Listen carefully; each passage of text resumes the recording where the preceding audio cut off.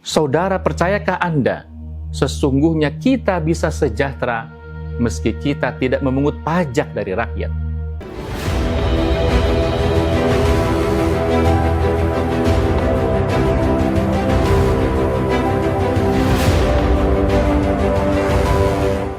Pada zaman Khalifah Utsman bin Affan, kebijakan fiskal yang tepat membuktikan bahwa pengelolaan tanah saja mampu mendongkrak pemasukan negara dari 9 juta dirham menjadi 50 juta dirham setiap tahunnya.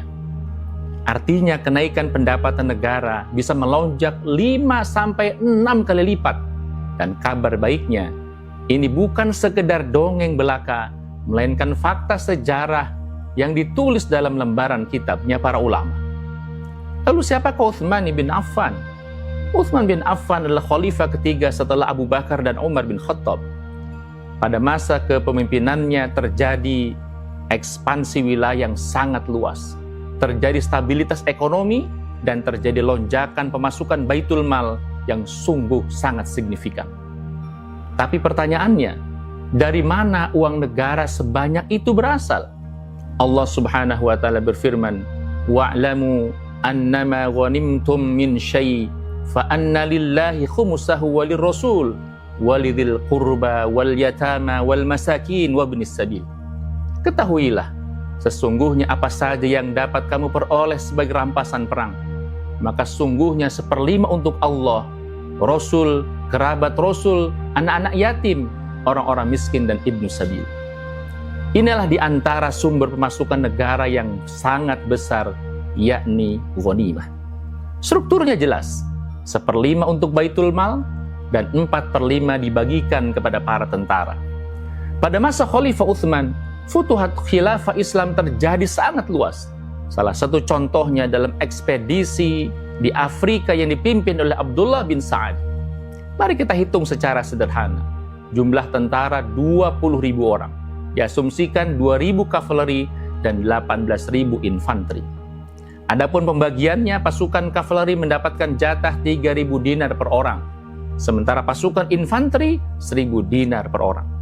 Dan itu artinya total bagian tentara sebanyak 24 juta dinar. Sementara bagian Baitul Mal yakni 1/5-nya sebanyak 6 juta dinar. Artinya total harta rampasan perang atau ghanimah sebanyak 30 juta dinar atau setara dengan 127,5 ton emas. Masya Allah. Saudara sekalian, bayangkan, ini baru dari satu ekspedisi saja. Lalu untuk apa dana ini digunakan?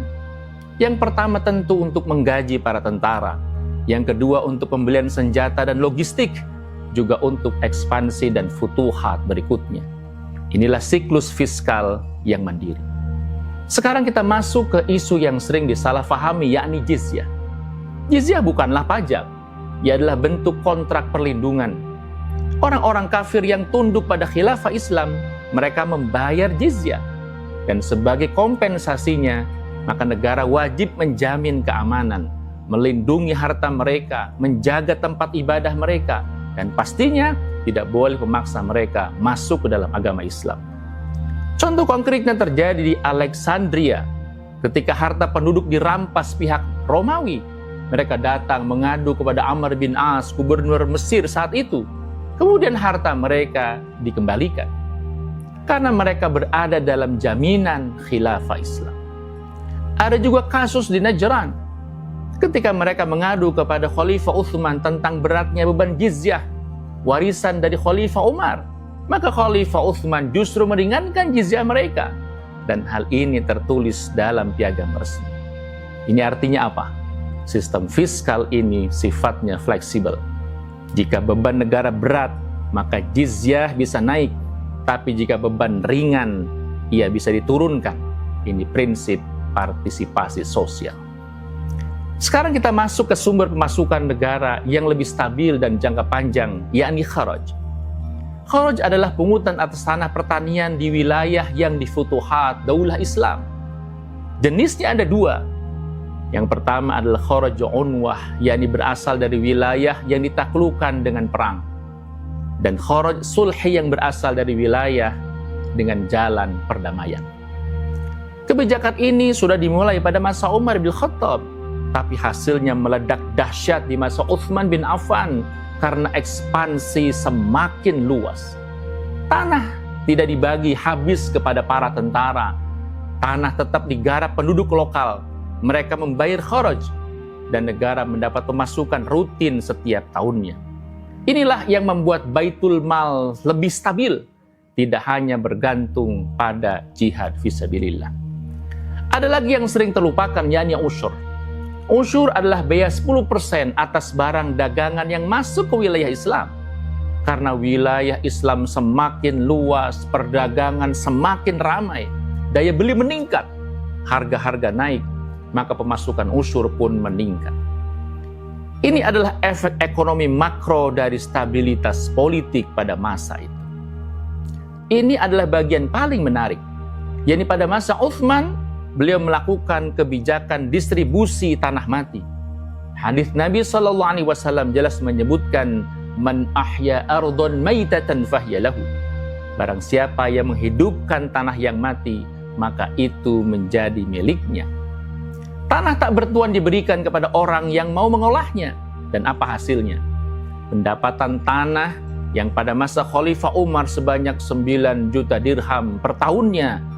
Kemudian pada masa Khalifah Utsman melonjak dahsyat 50 juta dirham setiap tahunnya. Lonjakannya lebih dari 5 kali lipat. Dan ini bukanlah kebetulan. Ini adalah kebijakan produktivitas. Jadi kalau ada yang berkata bahwa ekspansi Islam hanyalah soal pedang, mereka tentu lupa membaca laporan keuangannya. Di masa Khalifah Utsman bin Affan kita melihat, yang pertama, ghanimah membiayai militer. Yang kedua, jizyah berbasis kontrak perlindungan. Dan yang ketiga, kharaj menciptakan stabilitas agraria. Berikutnya, usyur mendorong perdagangan dan distribusi tanah meningkatkan produktivitas. Sebuah sistem fiskal yang sangat terstruktur, berbasis dalil, responsif terhadap beban negara, dan berhasil membiayai ekspansi terbesar pada masanya. Ini bukanlah sekedar sejarah. Ini adalah pelajaran tentang bagaimana negara mengelola sumber daya dengan visi jangka panjang. Maka kalau Anda ingin membahas lebih dalam tentang sisi lain pemerintahan Utsman bin Affan, tulis di kolom komentar. Karena sejarah tidak pernah sesederhana narasi yang viral.